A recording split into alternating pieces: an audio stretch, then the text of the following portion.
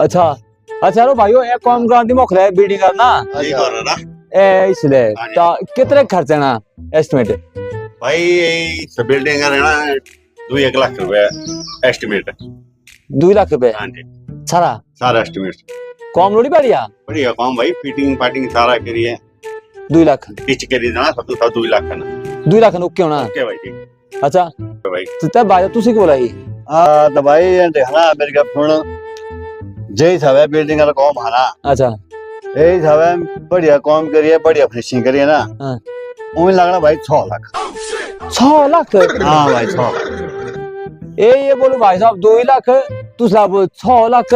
मेरी गप सुन ना हाँ। अब तू अपने अंडर रे है काम हाँ अब हम चाह कि तू 6 लाख संता मुंह से पहले 2 लाख से तू सब है अच्छा हाँ हाँ हाँ 2 लाख रखना मुंह अच्छा बाकी 2 लाख को नहीं दे बाकी 2 लाख देना सही है यही निकलना काम